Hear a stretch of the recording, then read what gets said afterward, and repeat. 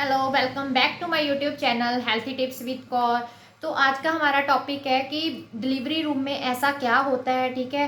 क्योंकि जो first pregnancy होती है तो सबसे ज़्यादा प्रेग्नेंट के मन में यही स्ट्रेस होता है कि डिलीवरी रूम में ऐसा क्या होता है, क्या नहीं होता है, ठीक है।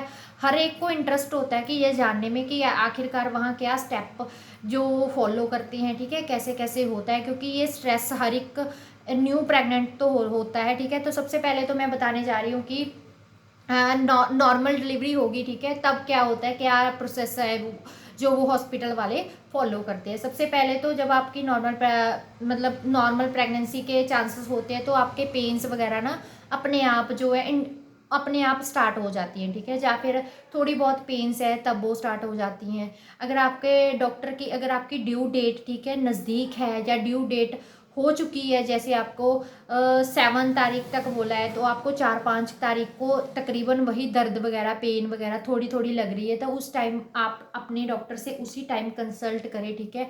आप वेट ना करें, अगर नाइट हो तो मॉर्निंग तक की वेट ना करें, अगर मॉर्निंग हो तो नाइट तक की, ऐसे वेट ना करें ऐसा सच, क्योंकि आपकी ड्यू डेट नज़दीक है। तो अगर आपके थोड़े बहुत पेन्स भी स्टार्ट हो गए हैं, ठीक है, तो वहाँ जाके वो पेन्स इंड्यूस कर देते हैं। इससे आपकी जो डिलीवरी है वह सेम डे या फिर नेक्स्ट डे तक हो जाती है, ठीक है। अगर आपके पेन्स ये तो उस कंडीशन में हो गया अगर आपके थोड़े बहुत पेन्स लगे हैं। अगर आपके पेन्स ज़्यादा लग रहे हैं यानी कि पेन की इंटेंसिटी है वो बढ़ती ही जा रही है, ठीक है।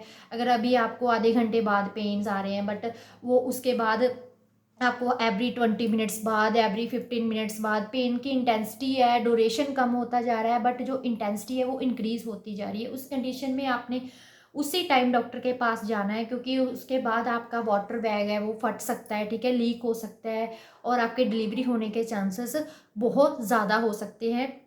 अगर आपके जैसे फर्स्ट मैंने बताया, अगर आपके पेन्स नहीं स्टार्ट हुए, ठीक है, थोड़े बहुत पेन्स लग रहे हैं, तो सबसे पहले तो लेबर रूम में जाके आपके एक ड्रिप स्टार्ट होती है। सबसे पहले तो एक अनीमा दिया जाता है, ठीक है। अनीमा दे के पेट जो है वो रेक्टम है जो हमारा वो क्लियर कर दिया जाता है, ताकि डिलीवरी टाइम कोई भी प्रॉब्लम ना हो, ठीक है। नेक्स्ट हमारी ड्रिप वगैरह स्टार्ट कर दिया जाती है, और हमारे कोई भी सॉलिड फूड है जो वो नहीं खा सकती प्रेग्नेंट। नॉर्मल जो रस वगैरह, बिस्किट, चाय के साथ बिस्किट, ऐसा थोड़ा बहुत लाइट जो फूड है ना वो कंज्यूम कर सकती है, बट सॉलिड फूड है वो अवॉइड करती है डॉक्टर्स, ठीक है। उसके बाद एक ड्रिप स्टार्ट होती है।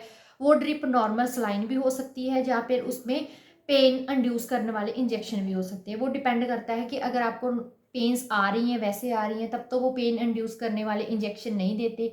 अगर आपको पेन्स नहीं आ रही हैं तब उस कंडीशन में आपको पेन इंड्यूस करने वाले इंजेक्शंस देते हैं, ठीक है, जिससे आपकी पेन धीरे धीरे इंड्यूस होती है, धीरे धीरे बढ़ती है। ऐसा नहीं है कि आपकी पेन एकदम बढ़ जाती है, ठीक है, एकदम नहीं बढ़ती कभी भी। पेन्स पहले थोड़ी थोड़ी पेन आती है, 1-1 मिनट के लिए, 2-2 मिनट के लिए, कुछ सेकंड्स के लिए, फिर मिनट, फिर ऐसे ऐसे घंटे तक जो पेन है ना वो इंक्रीज होने लग जाती है, कि टाइम ड्यूरेशन उसका कम होने जा लगता है और इंटेंसिटी उसकी इंक्रीज हो जाती है। इसी पेन की वजह से ही डिलीवरी जो वो कंडक्ट होती है, ठीक है। उसके बाद अगर आपके कोई भी यानी कि पेन्स वगैरह लग रहे हैं और इंड्यूस होते जा रहे हैं, तब वो आपके सर्विक्स की ना वो में देखते हैं कि सर्विक्स कितना ओपन हो गया है, ठीक है। ये भी एक मेन चीज़ होती है जो वो चेक करते हैं। इसमें ये होता है कि अगर वाटर बैग वगैरह आपका लीक हो रहा है, ठीक है, उस कंडीशन में तो जो सर्विक्स है आपका बहुत जल्दी जो ओपन हो जाता है, ठीक है। अगर सर्विक्स 6 सेंटीमीटर से अब जो इंक्रीज हो जाए, ठीक है, उसके बाद ही जो डिलीवरी है वो बहुत जल्दी होने के चांसेस होते हैं। अगर सर्विक्स की जो डायलिटेशन होती है, ठीक है, सर्विक्स की डायलिटेशन होती है, अगर वो कम हो, उस कंडीशन में आपको डिलीवरी होने के लिए ना आपको ज़्यादा टाइम लगता है। अगर सर्विक्स जो ओपनिंग जल्दी हो जाए, ठीक है, डायलिटेशन जल्दी हो जाए, वो डायलिटेशन होती है, डिपेंड करता है आपके पेन्स पे। अगर आपको पेन्स ज़्यादा आ रही है, ठीक है, कम टाइम में ज़्यादा से ज़्यादा पेन आ रहे हैं, उस कंडीशन में तो आपका सर्विक्स है वो जल्दी ओपन हो जाता है।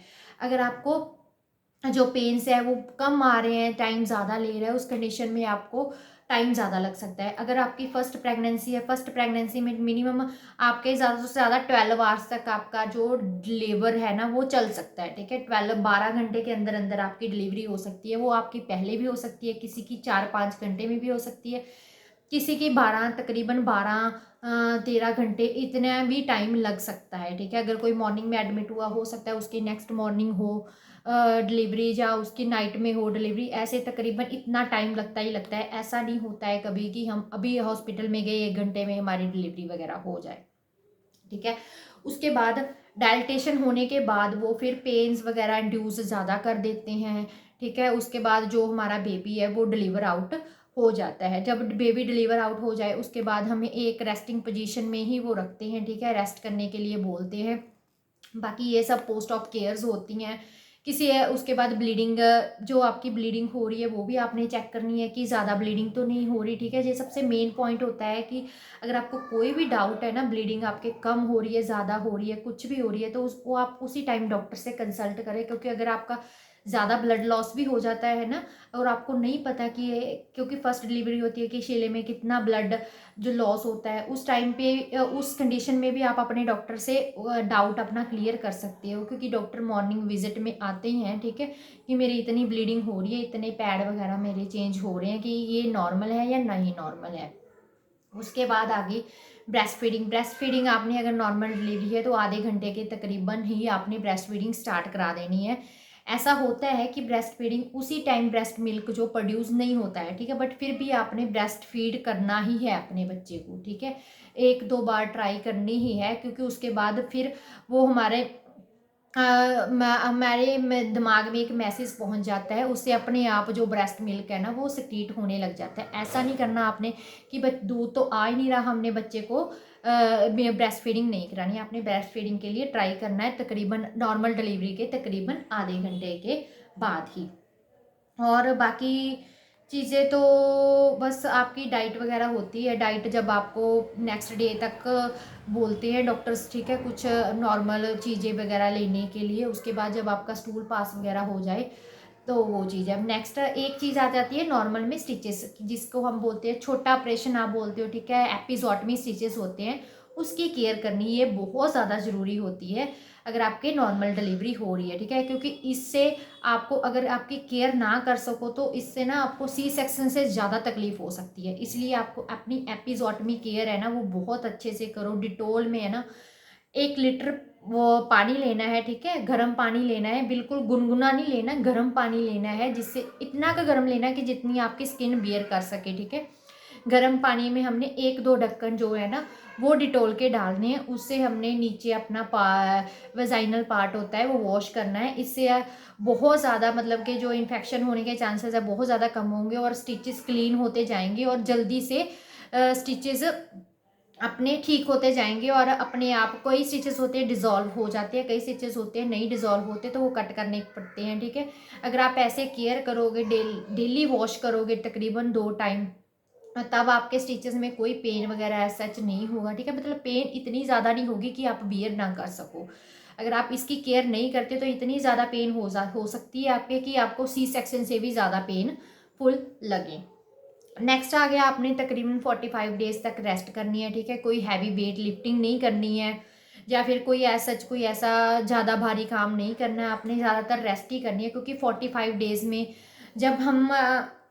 जब हमारी प्रेगनेंसी होती है उस टाइम ऐसा होता है कि जैसे जो भी चीज़ें होती है, ठीक है, हमारी लिवर हो गया, हर एक चीज़, हर एक पार्ट अपनी साइड में चला जाता है, ठीक है। क्योंकि बच्चादानी हमारी लार्ज हो जाती है, तब हमारे जो सारे पार्ट्स होते हैं, इसी रीज़न करके ही जब हमारा ब्लैडर के लिए स्पेस कम बच जाती है, ठीक है, पेट में, तो वो हमारे ज़्यादा यूरिनेशन की प्रॉब्लम होने लग जाती है, क्योंकि उसकी कैपेसिटी कम हो जाती है ब्लैडर की, इसलिए हम फ्रिक्वेंट यूरिनेशन हमारी हो जाती है।